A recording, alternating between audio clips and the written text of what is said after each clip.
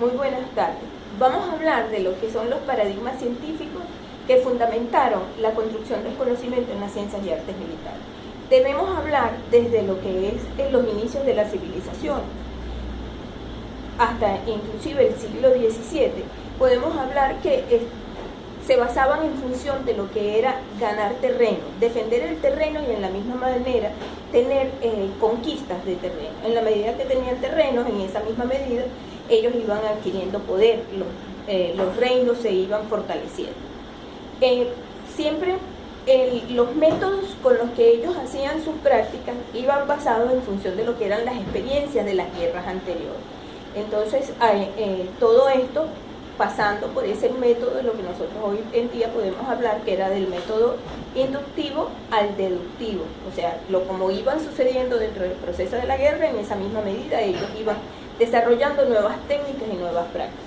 A partir del siglo XVII hasta el siglo XVIII empezaron los reinos a preocuparse por sus ejércitos. Ejemplo de eso tenemos que entre el siglo XVIII y el siglo XIX, con Federico I, se preocuparon por lo que era el fortalecimiento y la creación de los ejércitos. El origen de los ejércitos prácticamente podemos decir que tiene su inicio en los ejércitos prusianos.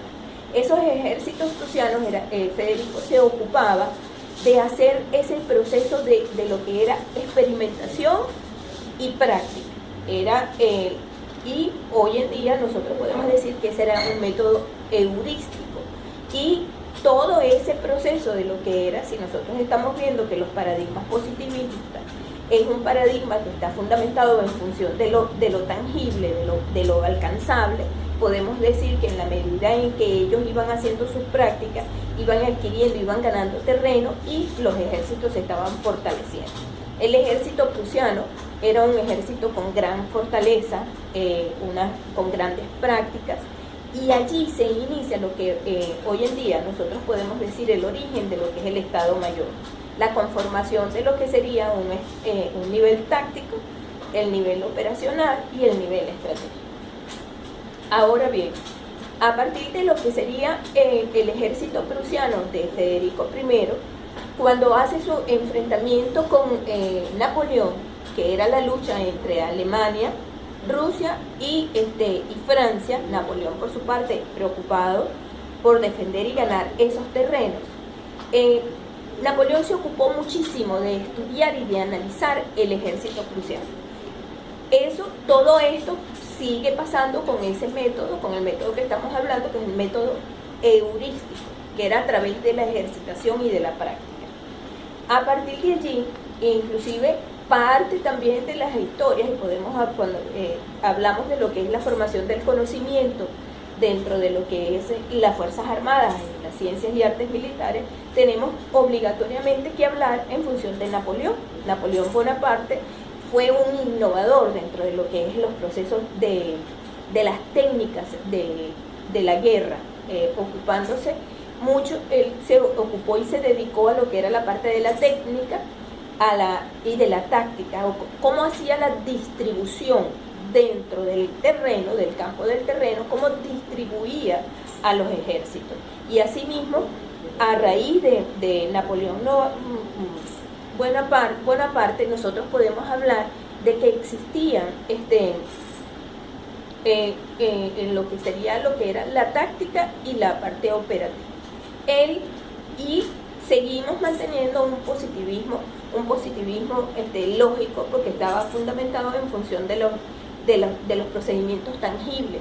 En la medida en que ellos hacían ese procedimiento, que hacían esas operaciones, que hacían esa táctica, en esa misma medida ellos iban alcanzando, conquistando mayores terrenos y más territorio.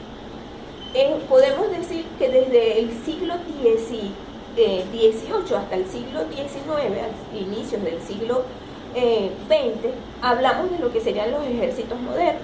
Esos ejércitos modernos ya no eran la guerra fundamentada en función de lo que era el armamento, seguía y se mantenía con ese principio de lo que era el método heurístico en la parte de la técnica y de la táctica, pero ya en la parte operacional y en la parte estratégica se ocupaban mucho de lo que para este entonces nosotros podemos decir que eran los derechos humanos, defender al ciudadano. Empezamos a incorporar el término seguridad para las ciudades, garantizar la seguridad. Y bueno, allí el método, el paradigma que se empezó a utilizar y que estuvo muy de moda, de hablar de lo que serían los ejércitos modernos, era aquellos cuando ya hablábamos de lo que eran las ciencias políticas, se insertaba ya lo que es la parte de la antropología, de la sociología, de la parte de la economía, y empezamos a insertar ese nuevo término, que el término estaba dirigido precisamente a la parte humanística, ese principio humanístico. Lo importante no era hacer los enfrentamientos de los ejércitos, sino empezar a dialogar y a conversar. Eso se mantenía dentro de lo que era un nivel estratégico, y podemos decir que en esos siglos, que entre el siglo XIX al siglo XX, se fundamentó en un paradigma hermenéutico interpretativo. Ya desde finales del siglo XX hasta lo que hoy en día nosotros podemos hablar, que es el siglo XXI, podemos decir que